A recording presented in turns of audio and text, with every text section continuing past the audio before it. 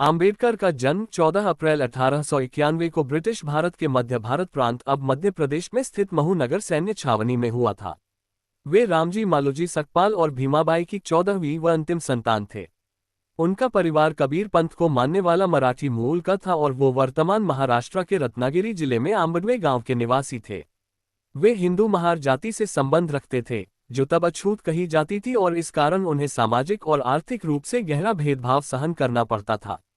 भीमराव आम्बेडकर के पूर्वज लंबे समय से ब्रिटिश ईस्ट इंडिया कंपनी की सेना में कार्यरत रहे थे और उनके पिता रामजी सकपाल भारतीय सेना की महू छावनी में सेवारत थे। यहाँ काम करते हुए वे सूबेदार के पद तक पहुंचे थे। उन्होंने मराठी और अंग्रेजी में औपचारिक शिक्षा प्राप्त की थी।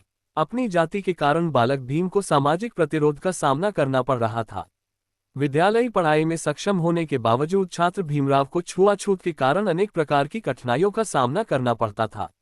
आम्बेडकर ने सतारा नगर में रागवाड़ा चौक पर स्थित शासकीय हाई स्कूल में 7 नवंबर 1900 को अंग्रेजी की पहली कक्षा में प्रवेश लिया। इसी दिन से उनके शैक्षिकी जीवन का आरंभ हुआ था। 1897 में आम्बेडकर का परिवार मुंबई चला गया, जहां उन्होंने एल्फिंस्टोन रोड पर स्थित शासकीय हाई स्कूल में आगे की शिक्षा प्राप्त की। उन्होंने अपनी मैट्रिक परीक्षा उत्तीर्ण की और अगले वर्ष उन्होंने एल्फिंस्टन कॉलेज में प्रवेश किया, जो कि बॉम्बे विश्वविद्यालय से संबद्ध था।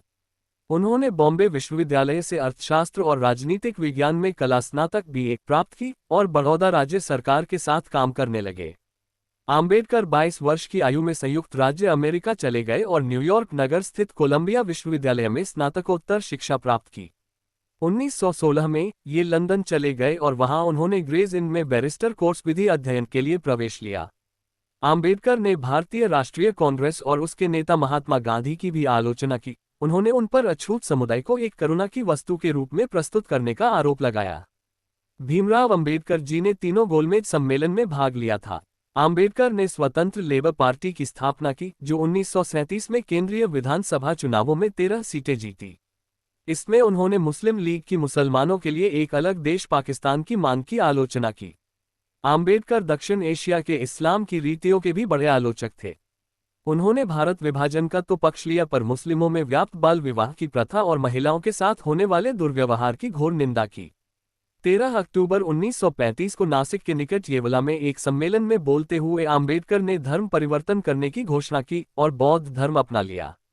कांग्रेस के नेतृत्व वाली नई सरकार अस्तित्व में आई तो उसने आम्बेडकर को देश के पहले कानून एवं न्याय मंत्री के रूप में सेवा करने के लिए आमंत्रित किया। संविधान की मसौदा समिति के अध्यक्ष पद पर नियुक्त किया गया। फिर भारत का संविधान तैयार हुआ।